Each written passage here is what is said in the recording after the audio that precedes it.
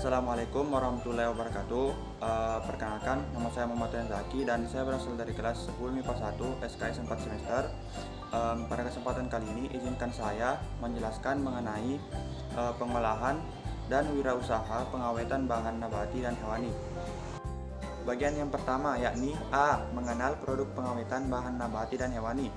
Pengolahan dan pengawetan pangan telah dimulai dari zaman prasejarah saat manusia memproses bahan mentah menjadi berbagai jenis masakan dengan cara pemanggangan di atas api, pengasapan, perebusan, fermentasi, pengeringan dengan matahari dan penggaraman. Nicolas Appert berhasil mengembangkan proses pembotolan vakum untuk keperluan pasukan di tentara Prancis. Teknik ini dikembangkan lebih lanjut menjadi teknologi pengalengan pangan oleh Peter Durand pada tahun 1810. Pada abad ke-19, teknologi pengolahan pangan modern sebagian besar masih dikembangkan untuk melayani kebutuhan militer. Pada awal abad ke-20 terjadi perubahan kebiasaan makan dan tuntutan konsumen di negeri maju. Hal ini mendorong pengembangan teknologi pengolahan pengolahan yang ditandai dengan pengolahan makin dikenalnya teknologi pengeringan semprot atau spray dryer dan drum dryer untuk menghasilkan produk seperti susu bubuk, makanan bayi, teknik evaporasi menghasilkan jus konsentrat, sterilisasi dengan teknik ultra high temperatur menghasilkan berbagai produk dalam kemasan Tetra Pak atau susu atau sari buah. Di akhir abad ke-20 dan awal abad ke-21, teknologi pengolahan dan pengawetan telah menghasilkan berbagai produk seperti sup kering instan, keripik buah, freeze dried fruits, nasi instan, mie instan, dan masih banyak produk lainnya. Penjelasan selanjutnya yakni manfaat pengawetan bahan nabati dan hewani. Proses pengawetan adalah suatu cara untuk menjadikan hasil peternakan dan pertanian yang awalnya bersifat mudah rusak menjadi produk makanan atau minuman atau pangan yang lebih awet dengan sebisa mungkin tetap memperhatikan tujuan utamanya, yakni untuk memperpanjang masa simpan. Dengan kemajuan ilmu dan teknologi pangan, berbagai jenis makanan dapat dibuat lebih awet, lebih menarik penampilannya, lebih enak serta lebih praktis bagi konsumen, dan yang terutama lebih aman untuk dimakan. Kerusakan bahan pangan dapat disebabkan oleh beberapa faktor, yaitu sebagai berikut. A. Pertumbuhan dan aktivitas mikroba, yaitu bakteri, khamir, dan kapang. B. Aktivitas enzim-enzim di dalam bahan pangan. C. Serangga, parasit, dan tikus. D. Suhu termasuk suhu pemanasan dan pendinginan. Dan E. Kadar air, udara terutama oksigen, sinar, dan jangka waktu penyimpanan. Mikroba penyebab kebusukan pangan dapat ditemukan di mana saja, baik di tanah air, udara, di atas kulit atau bulu ternak, dan di dalam usus. Beberapa mikroba juga ditemukan di atas permukaan kulit, buah-buahan, sayur-sayuran, biji-bijian, dan kacang-kacangan. Kemudian kita masuk pada penjelasan bagian B, yakni bahan nabati dan hewani. Bahan pangan adalah hasil pertanian yang secara umum dapat dikelompokkan menjadi dua kelompok besar, yaitu kelompok bahan nabati dan hewani. Bahan nabati adalah bahan yang diperoleh dan berasal dari tumbuh-tumbuhan seperti sayuran, buah-buahan, rempah-rempah, umbi-umbian, rumput laut, dan serelai seperti padi, jagung, kacang-kacangan, dan lain-lain. Kemudian bahan hewani dihasilkan oleh hewan seperti daging, ikan, susu, dan telur. Pertama, yakni bahan nabati. Bahan pangan nabati adalah bahan pangan yang berasal dari tumbuh-tumbuhan. Indonesia merupakan negara tropis yang dianugerahi bermacam-macam jenis bahan nabati, baik itu buah-buahan maupun sayur-sayuran. Buah-buahan dan sayur-sayuran sangat penting sebagai sumber serat, air, vitamin, dan mineral yang sangat berguna bagi kesehatan tubuh. 2. Yakni bahan hewani. Bahan hewani yaitu bahan pangan yang berasal dari hewan. Beberapa jenis bahan pangan yang masuk dalam kategori hewani diantaranya adalah daging, ikan, telur, dan lainnya. A. Daging. Beberapa jenis hewan yang dikenal sebagai penghasil daging konsumsi meliputi sapi, kerbau, kambing, domba, babi, kelinci, rusa, ayam, kalkun, bebek, dan beberapa jenis unggas lainnya. Daging secara umum sangat baik sebagai sumber protein atau asam amino esensial, lemak, mineral, dan vitamin. B. Ikan. Ikan dapat dikelompokkan berdasarkan tempat hidup atau habitatnya, yaitu ikan laut, ikan darat, dan ikan migrasi. Contoh ikan laut adalah ikan hiu, sarden, tuna, dan kod.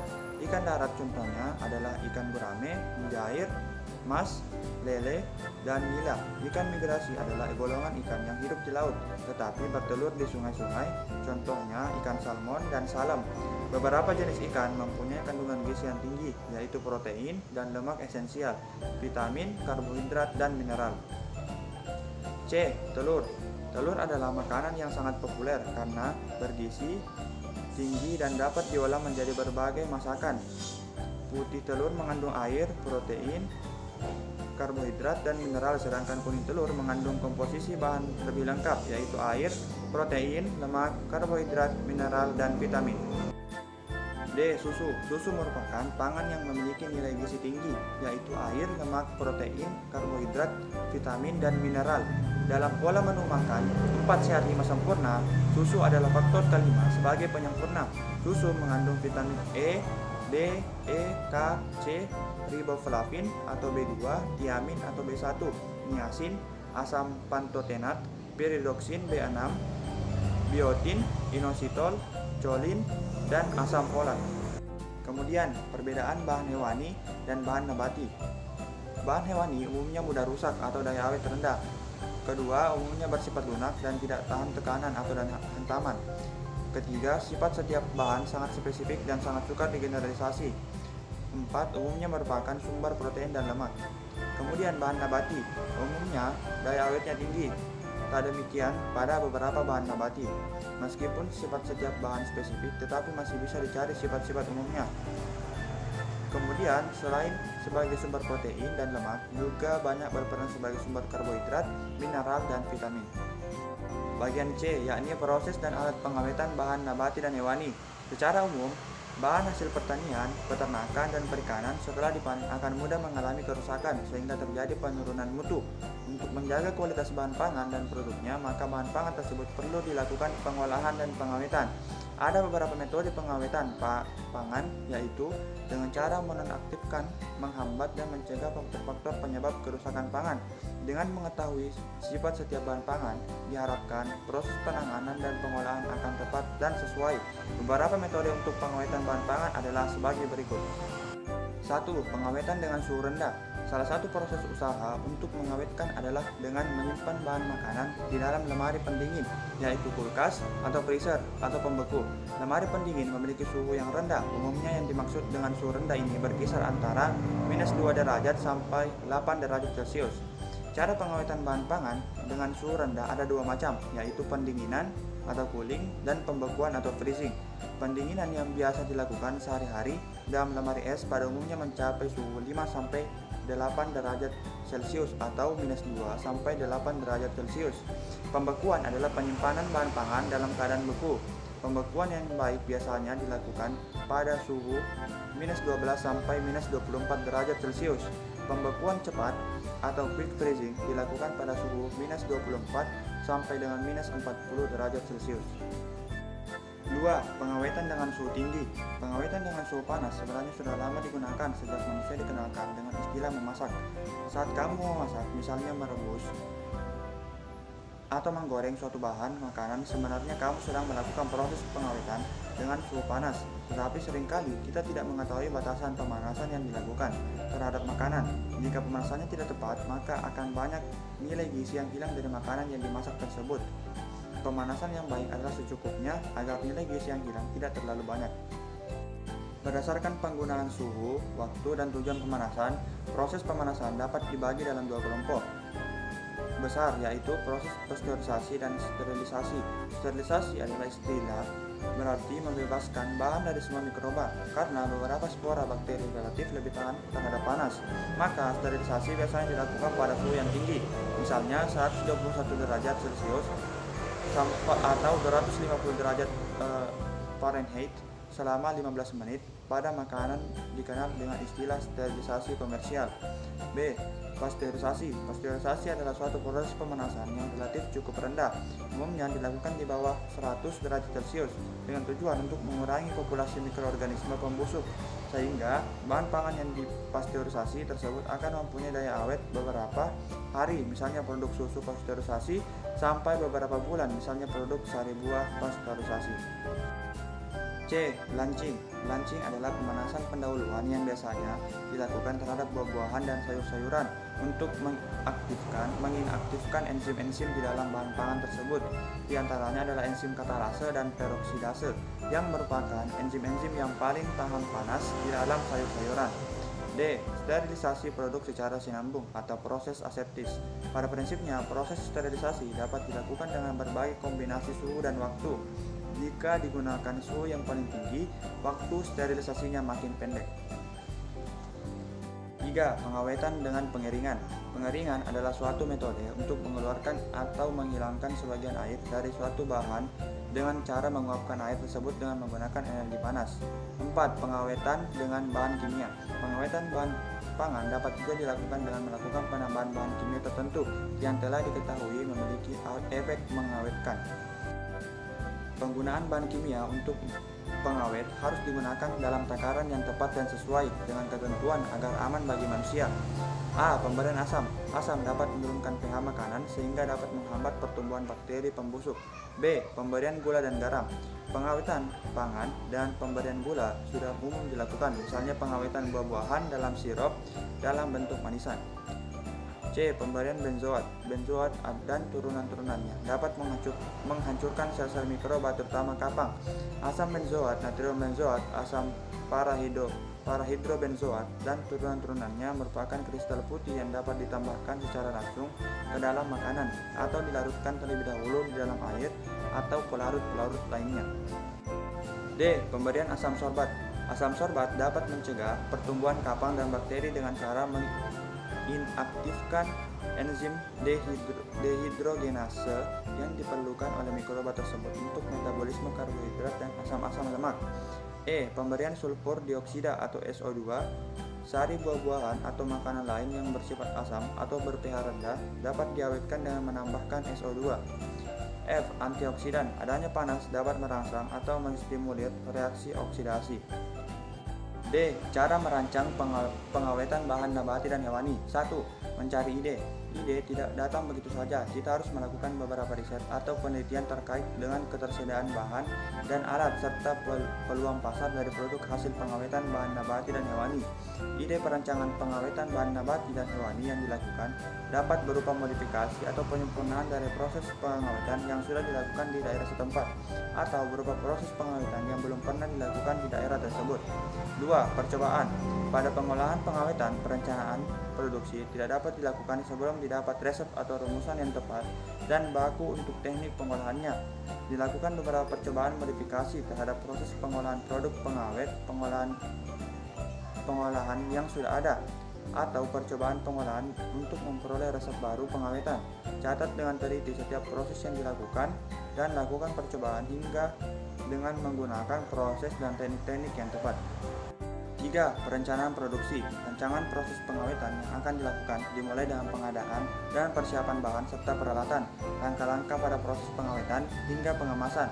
Buatlah perencanaan secara mendetail meliputi waktu, sarana, dan proses yang harus dilakukan. 4. Pembuatan produk pengawetan dari bahan nabati dan hewani. Pembuatan produk pengawetan dilakukan sesuai dengan rencana yang telah dibuat.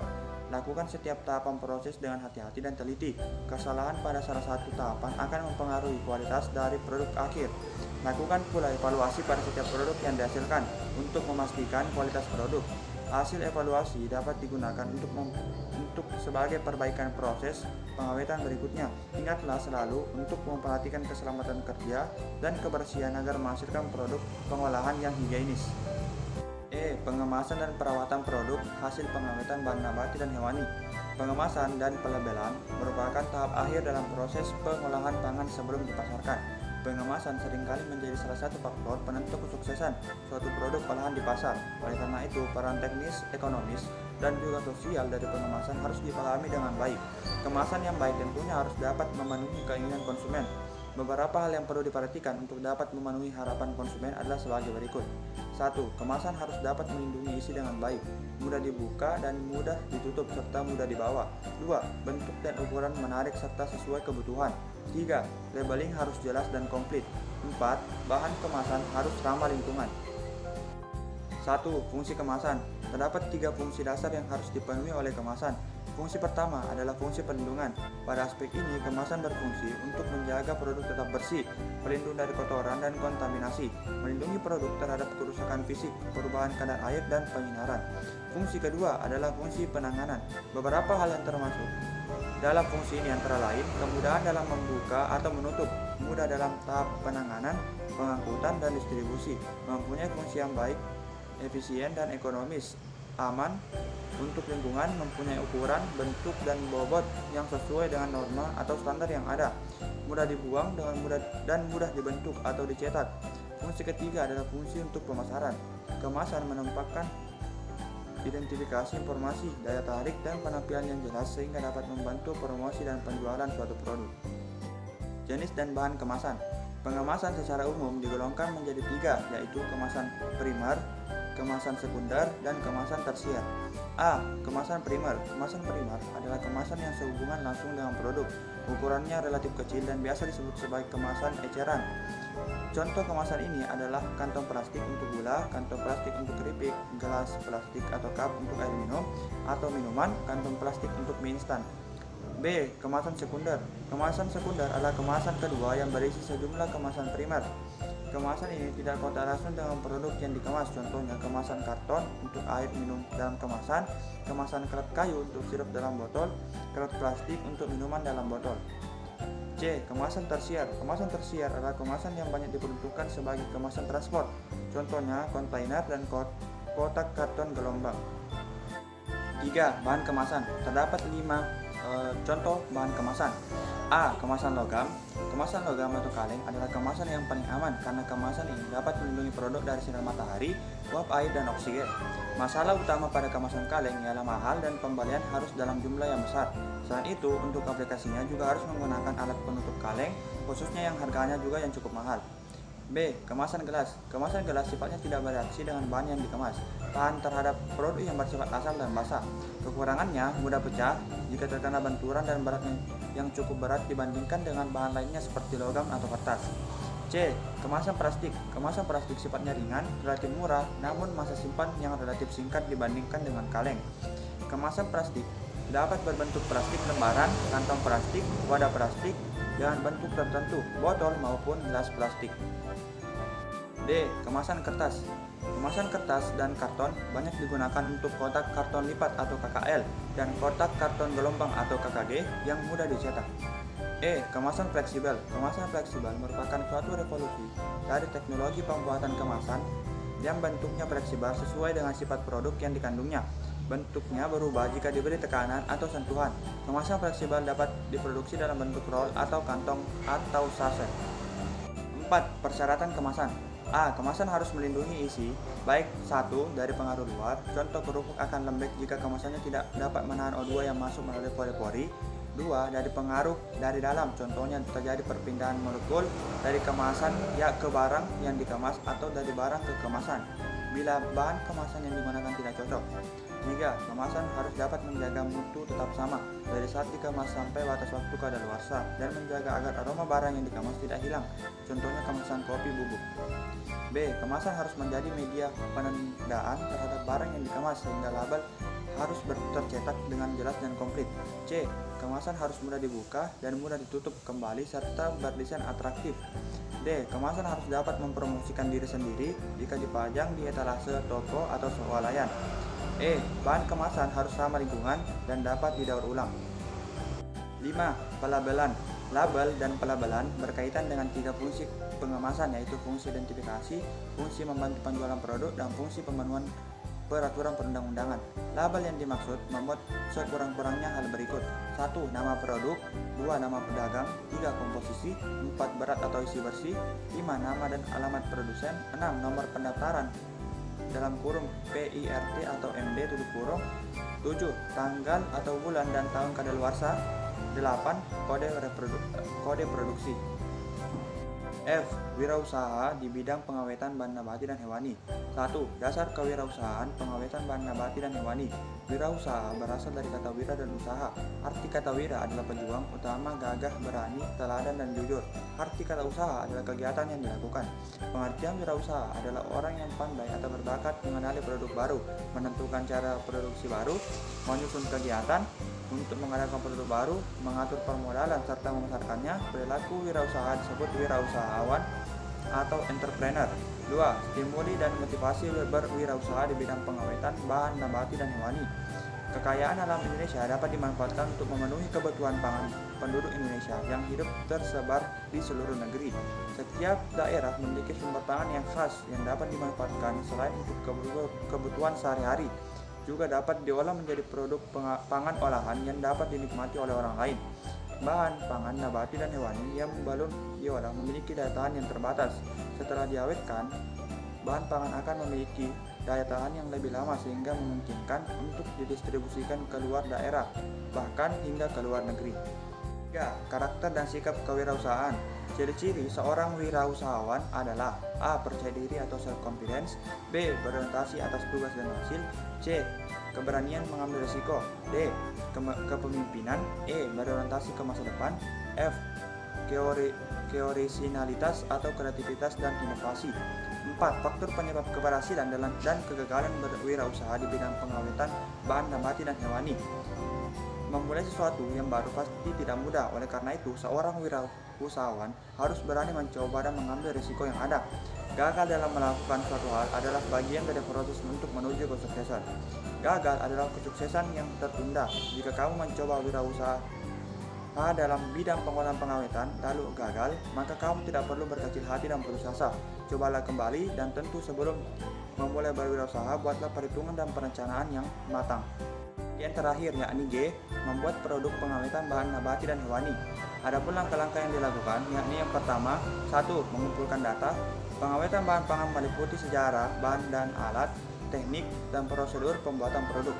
Usaha atau industri meliputi sejarah atau motivasi perusahaan membuat produk pengawetan, jumlah pekerja, sistem pola kerja, pasar sasaran dari produk pengawetan tersebut, keberhasilan dan kegagalan wirausaha yang pernah dialami. 2. Membuat laporan hasil pengamatan. Buatlah laporan dari hasil pengamatan dan wawancara yang telah dilakukan. Laporan ditulis dengan rapi, boleh dilengkapi dengan skema dan gambar. Pada bagian akhir dituliskan kesan dan pendapatmu tentang produk pengawetan yang dihasilkan ataupun perusahaan atau industri pengawetan tersebut. Buatlah laporan semenarik mungkin.